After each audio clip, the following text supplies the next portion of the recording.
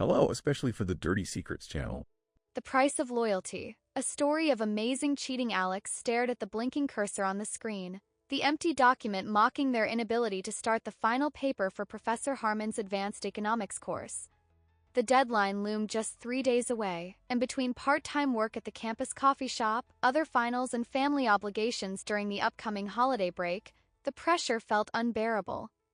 "You look like you're about to implode," remarked Jamie, Alex's roommate, who had just returned from the library with an armful of books.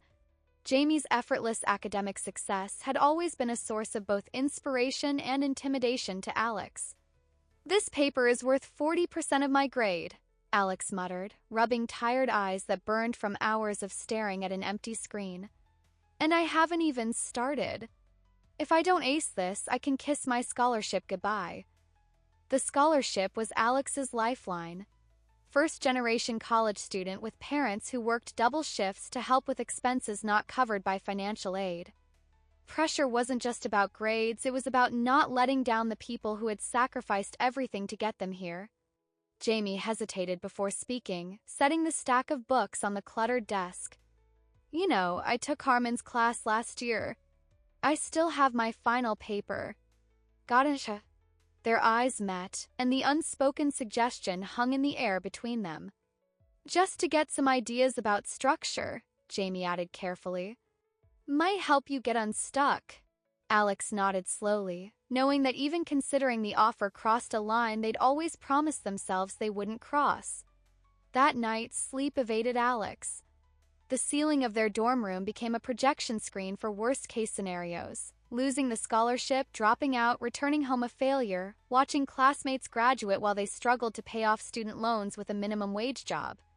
The ethical dilemma twisted like a knife. They had never cheated before, had prided themselves on academic integrity despite the crushing workload of a double major. Alex's phone buzzed with a text from their mother. "So proud of you, sweetie. Can't wait to see you at Christmas. Dad's picking up extra shifts so we can get you that laptop for next semester." Guilt compounded guilt. Their parents believed in them so completely, sacrificed so willingly. How could Alex admit that they might fail this course? That the scholarship might disappear? By morning, exhaustion and desperation had worn down Alex's resistance. Jamie's paper sat in their email inbox, sent at 2 a.m. with a casual message. "Just for reference. Don't copy it word for word, obviously. But the sources are solid, and Harmon really liked my approach to the Wilson theory section."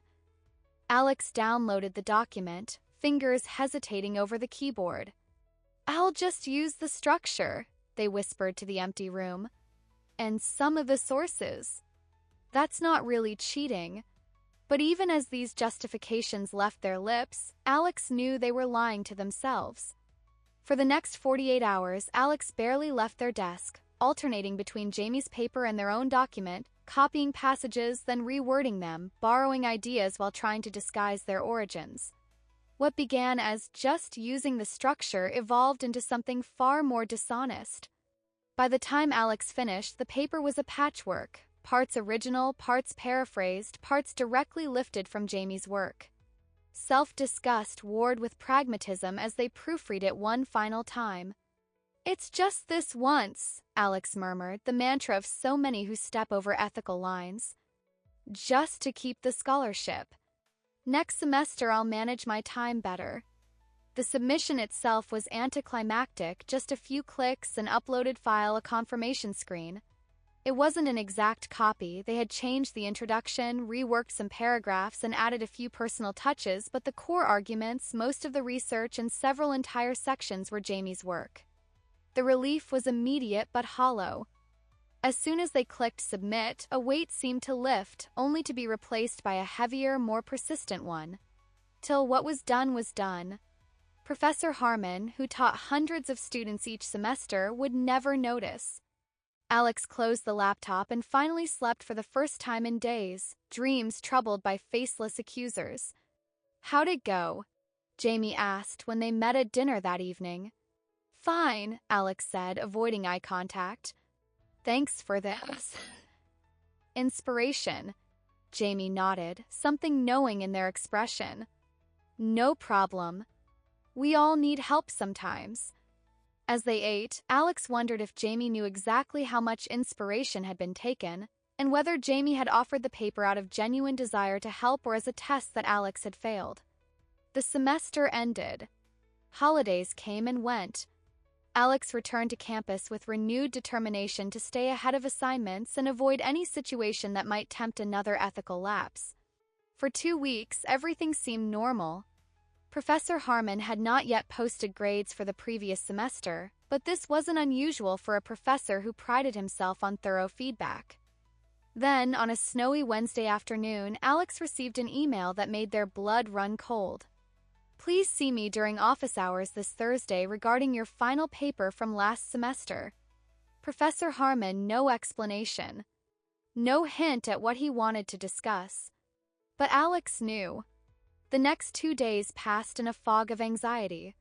Sleep became impossible. Food tasted like cardboard. Every scenario played out in their mind, each ending worse than the last. Academic probation, loss of scholarship, expulsion, the crushing disappointment in their parents' eyes. When Thursday arrived, Alex walked to Harmon's office with leaden feet, wondering if they were heading toward their academic execution. The hallway of the economics building seemed impossibly long, each step bringing them closer to consequences they had convinced themselves they could avoid. Outside Harmon's office, Alex paused, hand raised to knock, nearly turning to flee. But there was nowhere to run that the truth wouldn't eventually find them. "Come in," Professor Harmon called in response to Alex's hesitant knock. The office was smaller than Alex had imagined, bookshelves crammed with economic texts and academic journals, walls decorated with framed degrees and faded photographs of Harmon with various groups of students through the years. "Sit down, please," Harmon said, gesturing to a chair across from his cluttered desk. His expression was unreadable, neither angry nor sympathetic. "Do you know why you're here?" he asked, his voice surprisingly gentle despite the severity in his eyes. "I think so," Alex whispered, the admission catching in their throat. "Your paper contains substantial portions that matched another student's work from a previous semester." He pushed a document across the desk, a side-by-side comparison highlighting the identical sections in angry red. There were more of them than Alex had realized, the evidence damning and undeniable. "I'm sorry," Alex said, the words feeling pathetically inadequate against the weight of the transgression. "Why?" he asked. Not accusatory, but genuinely curious. "You're one of my brightest students. Your class participation showed real understanding of the material. You clearly have the capacity to do this work legitimately." The dam broke, and Alex found themselves explaining everything, the time pressure, the scholarship anxiety, the momentary weakness that led to a decision that now threatened everything. To their surprise, tears came, not calculated to earn sympathy but born from genuine remorse and fear. "I've never done anything like this before," Alex concluded, wiping at their eyes. "I know it doesn't matter, but I've been sick about it since I submitted it. I knew it was wrong." Professor Harmon listened without interruption, his fingers steepled beneath his chin. When Alex finally fell silent, he sighed, the sound heavy with disappointment. "Knowing something is wrong and choosing not to do it anyway, that's the real test of character," he said quietly. "One you failed." The words, devoid of anger but full of truth, cut deeper than any shouting could have. "I can't ignore this," Professor Harmon said after a long moment of silence. "Academic integrity is the foundation of everything we do here. Without it, the degrees we confer are meaningless." Alex nodded, fighting fresh tears. "I'll have to report this to the Academic Integrity Committee. They'll decide the appropriate action, but it typically ranges from a failing grade on the assignment to failing the course.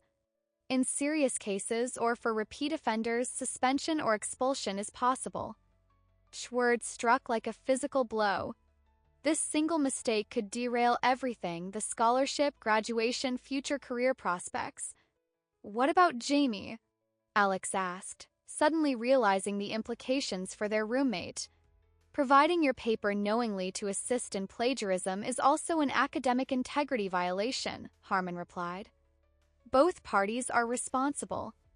The guilt doubled as Alex realized they had dragged their friend down too. Their selfish decision now threatened 2 academic careers, 2 futures.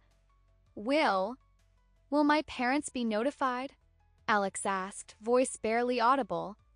The university treats these matters as confidential educational records, Harmon explained. But depending on the committee's decision and its impact on your academic standing, you may need to explain the situation to them yourself, especially if it affects your scholarship. The thought of that conversation, of admitting to their hard-working, proud parents that they had cheated, was almost more terrifying than facing the committee. What happens now? Alex asked. You'll receive formal notification of the charge and a date for your hearing. You'll have the opportunity to present your case to the committee. Harmon paused. My advice? Complete honesty. They've heard every excuse imaginable. What they rarely hear is unvarnished accountability. As Alex rose to leave, legs unsteady, Harmon added, This mistake doesn't define you, Alex. How you respond to it might. The next 3 weeks were purgatory. Alex attended classes robotically, constantly checking email for the dreaded summons from the Academic Integrity Committee. Every ping of their phone induced a flutter of panic. Jamie wasn't speaking to them. After being called to Harmon's office the day after Alex, Jamie had returned to their shared room, packed an overnight bag, and announced they were staying with a friend until they could arrange a room change. You told him I knew? Jamie had demanded, eyes flashing with betrayal. That I gave you the paper to copy? I didn't realize he would, Alex had begun. Save it, Jamie had cut them off. I was trying to help you, and you dragged me down with you. Word had somehow spread, as it always does in the closed ecosystem of a college campus. Alex felt judging eyes everywhere, in the dining hall, the library, walking across the quad. Some friends still stood by them, but others maintained a noticeable distance, as if academic dishonesty might be contagious.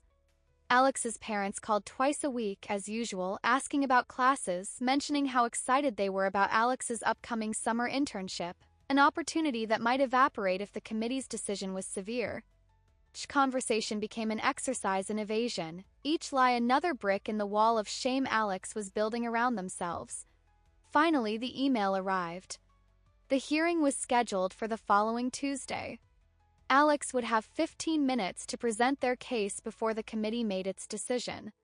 The formal charge was academic dishonesty through plagiarism, and the potential sanctions listed made Alex's stomach churn.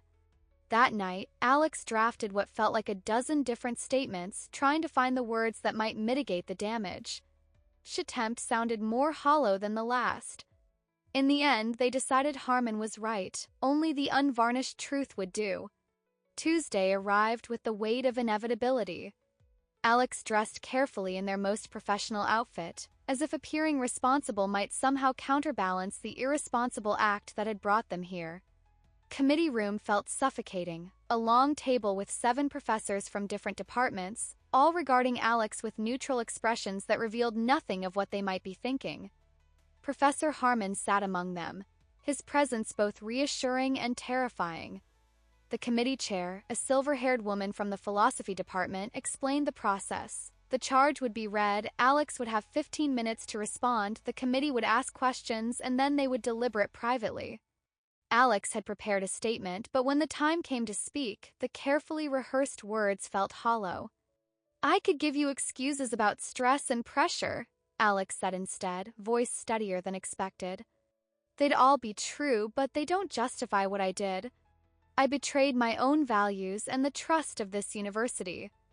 I can only say that I understand the seriousness of my actions, I deeply regret them, and if given another chance, I would make very different choices. Alex continued, explaining the circumstances without using them as excuses, acknowledging the impact on Jamie and expressing genuine remorse not just for getting caught, but for the violation of trust. Questions followed, probing, sometimes uncomfortably direct. Why not ask for an extension? Had they cheated before? Did they understand the implications for their future career if this pattern continued? I was too proud to ask for help, Alex admitted. I've always been the one who had everything under control, who never needed extensions or special treatment. I was afraid admitting I was struggling would make me look incapable. By the end, Alex felt emotionally drained but also strangely unburdened. The truth, however painful, was finally fully exposed. "We'll email you our decision within 48 hours, the committee chair said. "You're dismissed." Walking out of the room, Alex felt oddly calm. Whatever came next, at least the waiting and pretending were over. 2 days later, the committee's decision arrived. Alex had been refreshing their email obsessively, barely sleeping or eating, the uncertainty worse than any definitive punishment might have been. The email appeared during breakfast, the notification causing Alex to spill coffee across the table. With trembling hands, they opened it. "After reviewing the evidence and your testimony, the Academic Integrity Committee has determined that you violated the university's academic integrity policy. Taking into account that this is your first offense, your otherwise strong academic record, and your forthright acknowledgement of responsibility, the committee has decided: 1. You will receive a failing grade for the assignment in question. 2. You must complete an academic integrity education program before the end of the semester. 3. You will be placed on academic probation for 2 semesters. 4. You must write a reflection paper addressing the importance of academic integrity. Further violations will result in more severe sanctions, including possible expulsion." Alex read the email 3 times.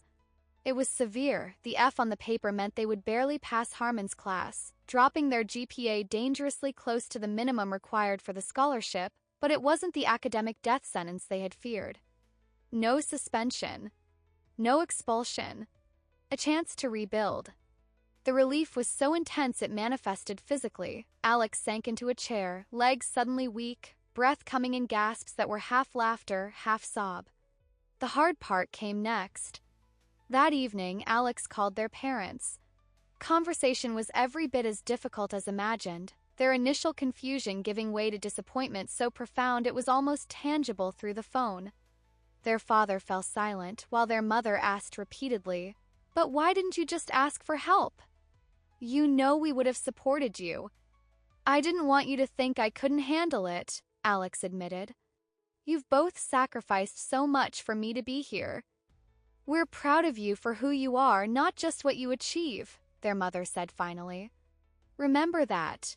Conversation ended without resolution, the disappointment still palpable, but with a promise to talk more when Alex came home for spring break. It wasn't forgiveness, not yet, but it was a path toward it. The next semester was an uphill battle. Alex took on extra credit whenever possible, scheduled weekly meetings with professors to ensure they understood assignments, and spent more time in the library than anywhere else on campus.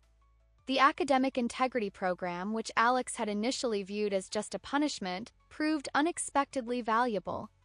Forced them to confront the real-world implications of cutting corners, how those same behaviors in professional settings could have far more severe consequences than academic probation. "Integrity isn't about following rules when someone's watching," the program facilitator told the small group of students. "It's about holding yourself to a standard even when no one would know the difference." The reflection paper, too, became more than a box to check. Writing it forced Alex to articulate why they had made the choices they had and what they had learned from the consequences. Slowly, relationships began to heal. Jamie eventually accepted Alex's apology, though they were never quite as close as before. Some friendships strengthened through the adversity, while others faded away. "People mess up," said Eli, one of the friends who had stuck around. "What matters is what you do next." Professor Harmon, surprisingly, became something of a mentor. When Alex approached him about an independent study opportunity, they expected rejection. Instead, Harmon agreed with conditions. "I've seen brilliant careers derailed by ethical shortcuts," he told Alex during office hours one day. "I'd rather you learn this lesson now, under these conditions, than later when the stakes are much higher." The scholarship remained intact, though with a warning. Alex's parents, after the initial shock and disappointment, became supports again, more involved now, asking more specific questions about coursework and stress levels. "We're on your team," Alex's father said during spring break. Always have been. But teams only work when everyone communicates. By the end of the year, the incident hadn't been forgotten, but it had begun to recede, becoming a painful lesson rather than a defining characteristic. 5 years later, Alex stood before a new graduating class as an alumni speaker. Looking out at the sea of faces, hopeful, anxious, excited, they saw reflections of their younger self. The journey from that moment of ethical failure to this podium had been long. Through graduation, Alex had completed a master's degree and now worked for an economic policy institute. Research published in respected journals, reputation rebuilt brick by careful brick. What I want to tell you today isn't the standard work hard and follow your dreams speech, Alex began. Instead, I want to talk about failure, specifically my biggest failure at this university. The auditorium fell silent as Alex recounted the story of their cheating, the consequences, and the long road back to academic and personal integrity. That F on my paper ultimately taught me more than any A ever could. Taught me that our integrity isn't defined by never making mistakes, but by how we respond when we do. Taught me that shortcuts undermine not just institutional trust, but self-trust. Alex paused, looking out at the attentive faces. You will all face moments where the easy path and the right path diverge. When that happens, remember that your character is built in those moments of choice. And while rebuilding a damaged reputation is possible, it's far easier to protect it in the first place. From the faculty section, Professor Harmon, now department chair and grayer at the temples, nodded slightly. The scholar who wrote my favorite economic theory text once told me that all economic systems ultimately rest on trust, Alex continued.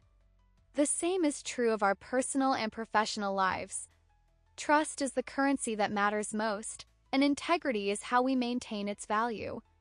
After the ceremony, a student approached Alex. Thank you for your honesty, she said, anxiety visible in her tense posture. I've been struggling with similar pressures. Find better solutions than I did, Alex replied with a smile. Ask for help. Quest extensions. Take fewer classes if needed.